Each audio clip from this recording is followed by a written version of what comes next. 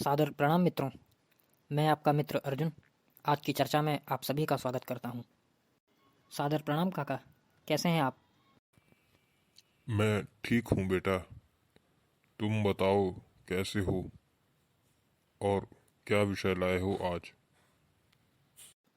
मैं भी बिल्कुल ठीक हूँ काका। काका, मनुष्य की आदतें और उसके व्यवहार में क्या संबंध है? मनुष्य का व्यवहार उसकी आदतों का निचोड़ है। वह जैसी आदतों के वश होता है उसका व्यवहार स्वतः वैसा हो जाता है। आदतें अच्छी तो व्यवहार अच्छा, आदतें बुरी तो व्यवहार भी बुरा। इसलिए प्रत्येक आदत को अंगीकृत करने से पूर्व उसके भले बुरे का विचार कर लेना आवश्यक है। आदतें जितनी सरलता से अपनाई जा सकती हैं उन्हें त्यागना उतना ही कठिन है, और ऐसा तब अवश्य होता है जब वह आदत बुरी हो। आदतें मनुष्य का व्यवहार एवं स्वभाव बन जाती हैं, फिर उन्हीं पर मनुष्य की अच्छाई एवं बुराई अवलंबित रहती है। मनुष्य की बाल्यावस्था में भलाई बुराई जैसा कुछ नहीं होता, क्योंकि उस अवस्था में मनुष्य किसी आदत के अधीन नहीं होता। जैसे जैसे वह बड़ा होता जाता है वैसे वैसे उसका व्यवहार अच्छे अथवा बुरे रूप में बंधने लगता है। मनुष्य की सभी आदतों का मूल उसका अपनी इंद्रियों के प्रति आसक्त होना है। आँख, त्वचा, जीभ, नाक और कान मनुष्य को अपनी ओर आकर्षित कर संसार की उलझनों में उलझा देते हैं। आंखें मनुष्य को विवश करती हैं कि वह सुंदर पदार्थ एवं दृश्य देखने में ही अपनी जीवन ऊर्जा खर्च कर दे। कान उसे सुंदर संगीत अथवा प्रिय वचन सुनने के लिए विवश करते हैं। इसी प्रकार सभी इंद्रियां मनुष्य को अपने अपने कार्यों की ओर झुकाती हैं और आत्मा को उन्हीं कार्यों में मगन रखती हैं। निर्बल मनुष्य इन इंद्रियों के अधीन हो जाता है। मध्यम वर्गीय मनुष्य 5 में से किन्हीं 2 इंद्रियों के अधीन हो जाता है। परंतु बलवान मनुष्य जिसका स्वयं पर पूर्ण नियंत्रण है, इंद्रियों के अधीन न होकर उन्हें अपना अनुचर बना देता है और अपने कर्तव्य कर्म को पूर्ण करने में इनका सदुपयोग करता है। जो मनुष्य इंद्रियों के अधीन होकर उनके अनुसार आदत डाल लेते हैं उनमें और पशुओं में कोई भेद नहीं। जिस प्रकार गुलामों का स्वामी गुलामों से इच्छित कार्य करवाता है और उन्हें अपने अधीन रखता है, उसी प्रकार मनुष्य भी अपनी आदतों के गुलाम हो जाया करते हैं और उन आदतों को पूर्ण करने में स्वयं तक को खो बैठते हैं। आदतों के संबंध में कुछ बातें जान लेना आवश्यक है।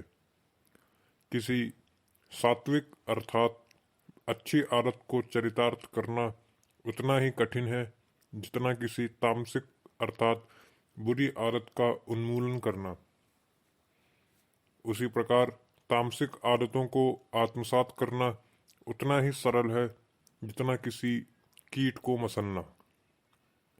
तामसिक आदतों का प्रारंभिक चरण मधुर प्रतीत होता है, परंतु कुछ समय बाद ही इनका वास्तविक स्वरूप सामने आ जाता है, जो अत्यंत भयानक होता है। तामसिक आदतों से लदा मनुष्य अपने वास्तविक स्वरूप तथा उचित व्यवहार विस्मृत कर बैठता है। किसी कार्य को करने से पूर्व उसके परिणामों की चिंता नहीं करता। अंततः वह पाप और परिताप का भागी बनता है और धीरे धीरे ऐसे कार्य ही आदत का रूप ले लेते हैं और मनुष्य को मनमाना नाच नचाते हैं। कुछ निर्बल लोग यह जानते हुए भी कि अमुक कार्य का परिणाम भयावह हो सकता है, फिर भी वे किसी कारण से उस कार्य को कर बैठते हैं और प्रण लेते हैं कि इस प्रसंग के टल जाने पर उस कार्य को दोबारा नहीं करेंगे, परंतु प्रसंग तो टल जाता है, पर वे अपनी आदत नहीं छोड़ पाते। फिर उसके भयंकर दुष्परिणामों को सहन करना ही उनकी नियति बन जाता है। वे लोग फिर से प्रण लेते हैं, नियम बनाते हैं, स्वयं के लिए दंड सुनिश्चित करते हैं, किंतु उनके सारे प्रण नियम निरर्थक सिद्ध होते हैं, क्योंकि आदत पड़ जाने पर उसका छूटना अत्यंत दुष्कर है।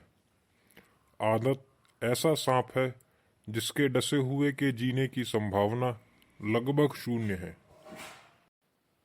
कुछ लोग सात्विक आदतों की बहुत प्रशंसा करते हैं और उन्हें आत्मसात करने का उपदेश देते हैं, किंतु मैं उन्हीं सूत्रों को निर्दिष्ट करता हूँ जो मनुष्य जाति की चिरकाल तक सहायता करें। यद्यपि बुरी आदतों की अपेक्षा अच्छी आदतें अधिक उपयोगी एवं सराहनीय, तथापि हम अच्छी आदतों की सर्वथा प्रशंसा नहीं कर सकते। कर्तव्य परायणता के लिए कब कैसा व्यवहार उचित होगा, इसका उत्तर आज अभी नहीं दिया जा सकता। वह तो भविष्य के गर्भ में है। यह संभव है कि जीवन में किसी ऐसी परिस्थिति से सामना हो जाए जहां हमारी कोई अच्छी आदत ही हमारे जीवन का अंत करने वाली हो अथवा समाज के कल्याण में बाधा डालने वाली हो। इसलिए जहाँ तक हो सके हमें किसी भी आदत का, चाहे वो आदत अच्छी हो अथवा बुरी, उनका दास नहीं बनना है। अच्छी आदतों का अभ्यास यथाशक्ति करना चाहिए, किंतु यह भी स्मरण रखना चाहिए कि वे आपके लिए हैं, आप उनके लिए नहीं। सत्य असत्य, पुण्य पाप, शुभ लाभ, त्याग भोग, अच्छा बुरा तब तक ही हैं जब तक आप हैं। वयस्कों की अपेक्षा बालकों और युवकों में आदतें बहुत जल्दी पड़ जाया करती हैं। इसके कुछ मनोवैज्ञानिक कारण हैं। बालकों और युवकों पर संगति का प्रभाव शीघ्र पड़ता है। इस अवस्था में निर्णय लेने में वे असमर्थ होते हैं। उनके पास अनुभव तथा आत्मिक बल का अभाव होता है। जो ही वे अपने मित्रों साथियों को देखते हैं, उनका अनुकरण करने लग जाते हैं और वे अनुकरण किए हुए कार्य ही भविष्य में आदत बन जाते हैं। संगति का प्रभाव मनुष्य पर प्रचुर मात्रा में पड़ता है। फिर भी बलवान पुरुष स्वयं पर नियंत्रण रखते हैं। जिस कार्य के किए बिना मन में संतोष नहीं होता, समझ लो वह कार्य अब आदत बन चुका है। संगति के कुप्रभाव से आई तामसिक आदतें प्रारंभ में अनुकरण किए हुए कार्य ही थे। उस समय यह ज्ञात नहीं होता कि अमुक कार्य भविष्य में हमारी आदत बन जाएगा और फिर इनको छोड़ पाना अत्यंत दुष्कर हो जाएगा। उस समय जिन कार्यों को खेल समझते थे, वे खेल ही आज जीवन मरण का प्रश्न बने हुए हैं। न केवल तामसिक कार्य, अपितु वे सभी कार्य जिन्हें बिना किए हमारा मन दुखी एवं अप्रगट रीति से असंतुष्ट रहता है, हमारी आदत बन चुका है। इन सभी आदतों से भविष्य में खतरे की संभावना बनी रहती है। जिन मनुष्यों को ऐसी आदतें पड़ जाती हैं, उन्हें अपनी घर की स्थिति से उपेक्षा करनी पड़ती है। यदि उनकी स्थिति अच्छी है तो वे उसे और सुदृढ़ करने की अपेक्षा अपनी आदतों को पूर्ण करने में खर्च करते हैं और अंततः दरिद्रता का दुख उठाते हैं। और यदि स्थिति अच्छी नहीं है तो फिर वे बड़े भारी संकट में पड़ जाते हैं। उनका मन सदा उद्विग्न रहता है। उनका अत्यधिक समय चिंता में अथवा अपने साथी मित्रों को ठगने में व्यतीत होता है। वे अपने इस भयावह स्थिति का कारण अन्यों को बताते हैं, जबकि वास्तविक कारण तो वो स्वयं और उनकी तामसिक या ऐसी आदतें जो उचित व्यवहार नहीं कही जा सकती, वे हैं। सार यह है कि आदत किसी भी परिस्थिति में हमारा नियंत्रण ना करे।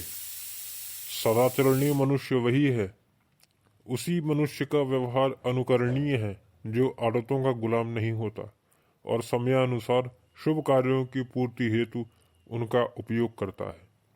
मनुष्य का यह कर्तव्य है कि वह आदतों को गुलाम बनाए और उनसे समयानुकूल कार्य ले, अपने चरित्र का मूल्य आदतों पर अवलंबित न होने दे।